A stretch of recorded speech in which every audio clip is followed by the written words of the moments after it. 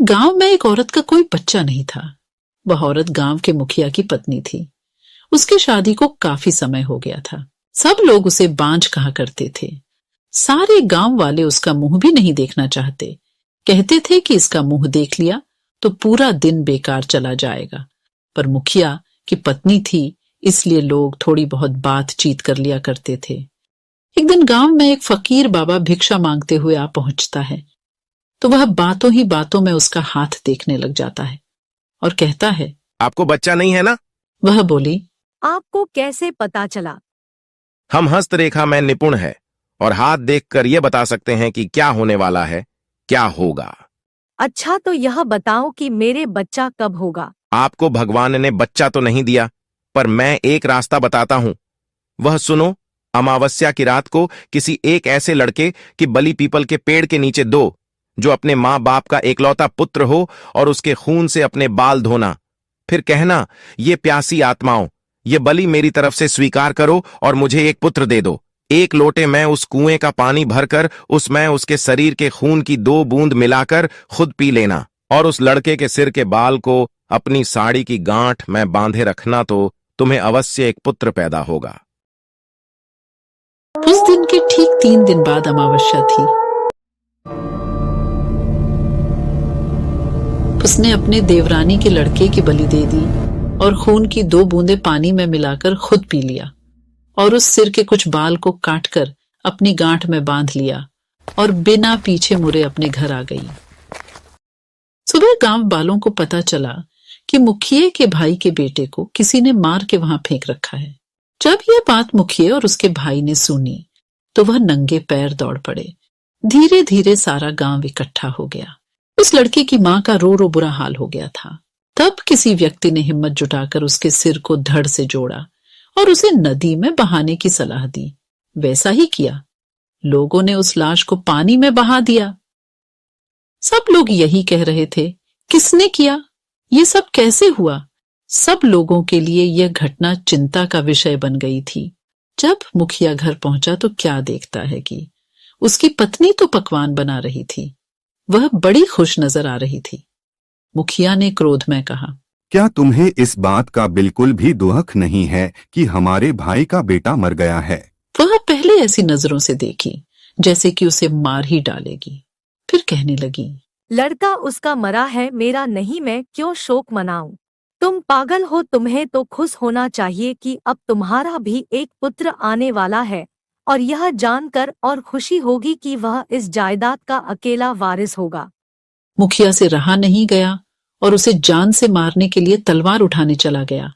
वह अंदर तलवार ढूंढ रहा था, पर तलवार नहीं मिली। जब वह पत्नी के बेद के पास पहुंचा तो क्या देखता है कि सारे कपड़े खून से लथपथ हैं और तलवार भी वहीं पड़ी है और उस पर खून लगा है। वह ये सब देखते ही समझ गया कि यह सब इसने पुत्र प्राप्ति के लिए बलि दी है।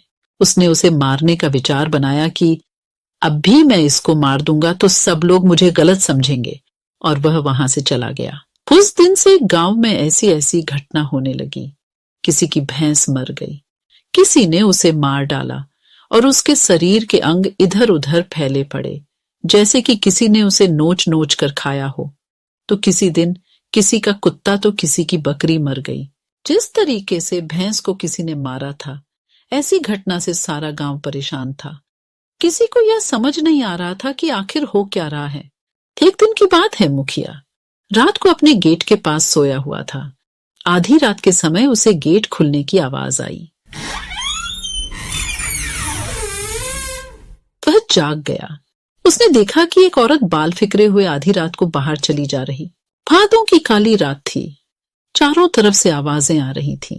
कहीं शियार तो कहीं कुत्ते भौंकते, ऐसा लग रहा था उसे कि जैसे यह रात जाने क्या कयामत ढाएगी। अचानक उसे एक गाय के बछड़े के रंभाने की आवाज आई। वह समझ गया हो न हो यही सारे गांव की बर्बादी का कारण है। मुखिया के दिमाग में एक आइडिया आया कि क्यों ना मैं चलकर देखूं कि यह कहां जाती है। वह उठकर चल दिया। उसने आगे चल के क्या देखा कि पड़ोसी के गाय का बछड़ा का कटा हुआ मुंड पड़ा है और उसके धड़ को वह औरत खींचकर पीपल की ओर ले जा रही है। और ले जाकर उसने वही शब्द दोहराया यह लो प्यासी आत्माओं, मैं तुम्हारे लिए भोजन लाई हूँ। मुखिया यह सब नीम के पेड़ से छुपकर देख रहा था। एकदम वह क्या देखता है कि 4 काली छाया वहां प्रकट हुई। उसने अपनी जिंदगी में ऐसा दृश्य कभी नहीं देखा था। वह देखता है कि वो चारों भूत और उसकी पत्नी उस लाश को खाने लगी। क्या सब देखकर मुखिया के पर के नीचे की जमीन खिसक गई कि उसकी पत्नी एक डायन है।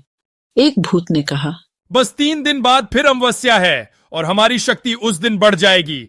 तब हम तुम्हें पूरी शक्ति सौंप देंगे और तुम अपनी मर्जी से कुछ भी कर सकती हो। तुम गांव वालों को अपनी उंगली पर नचा सकती हो।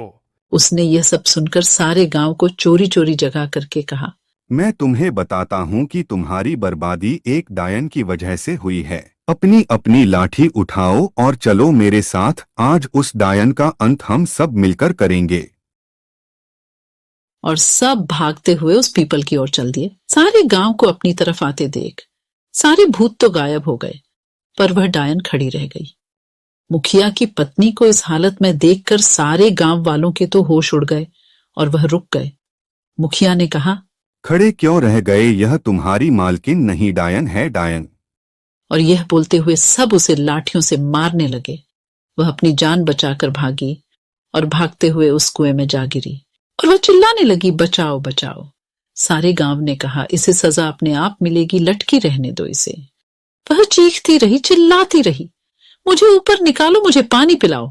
पर किसी ने उसकी सहायता नहीं की, पर वो बार बार यही बोलती रही कि मैं तुम सब गांव वालों को बर्बाद कर दूंगी। एक एक को मैंने पानी के लिए नहीं तरसाया तो मेरा नाम भी काली डायन नहीं, यही नाम दिया है तुमने मुझे, मैं तुम्हें छोड़ूंगी नहीं। 2 दिन तक उसकी लाश यूं ही लटकती रही। तीसरे दिन अमावस्या थी। उस दिन की रात के बाद उस लाश का पता नहीं चला कि कहाँ गई उसकी लाश। कुछ दिनों बाद गांव के कुएं का अचानक पानी सूख गया तो वो लोग परेशान हो गए। कुछ दिनों बाद क्या देखते हैं कि जिस कुएं में वह मारी थी वह पानी से भर गया है। सुबह जब कुछ लोगों ने कहा चलकर पानी खींचते हैं। यह एक अंधेरी और तूफानी रात थी। बारिश जोरों से हो रही थी और हवाएं तेज चल रही थीं। एक छोटा सा गांव था। गांव के लोग अपने घरों में सुरक्षित थे, लेकिन कुछ लोग बाहर थे। उनमें से एक छोटा लड़का था जिसका नाम एंडी था। एंडी अपने घर के पीछे के बगीचे में खेल रहा था। वह एक पेड़ के नीचे खड़ा था और बारिश देख रहा था। अचानक उसने एक आवाज सुनी। आवाज पेड़ से आई थी। एंडी ने ऊपर देखा और देखा कि एक आदमी पेड़ पर बैठा है। आदमी का चेहरा काला था और उसके बाल लंबे और सफेद थे। उसके हाथ लंबे और पतले थे और उसके नाखून लंबे और कांटेदार थे। आदमी का चेहरा क्रोध से भरा था। उसने एंडी को देखा और कहा, मुझे तुम्हारा खून चाहिए। एंडी बहुत डर गया। उसने भागने की कोशिश की, लेकिन आदमी बहुत तेज था। उसने एंडी को पकड़ लिया और उसके गले पर दांत गड़ा दिए। एंडी चीखता रहा, लेकिन कोई सुनने वाला नहीं था। आदमी ने एंडी का खून पिया और फिर वह गायब हो गया। एंडी को बचाया नहीं जा सका। उसका शरीर पेड़ के नीचे पड़ा मिला। उसके गले पर दांत के निशान थे। गांव के लोगों को बहुत दुख हुआ। उन्होंने एंडी का अंतिम संस्कार दिया और उसके लिए प्रार्थना की। लेकिन एंडी की मौत अभी भी रहस्य थी। कोई नहीं जानता था कि आदमी कौन था और वह कहां से आया था। एंडी की मौत के बाद गांव के लोग बहुत डर गए। वे रात में या फिर तूफान में बाहर जाने से डरते थे।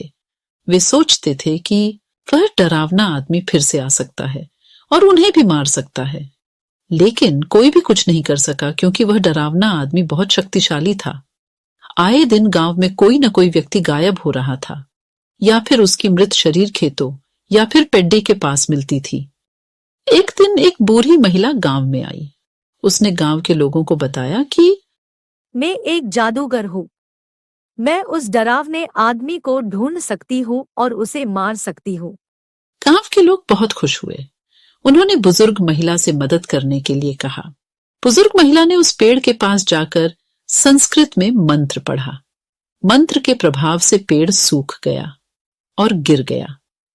पेड़ के नीचे आदमी का भी शव पड़ा था।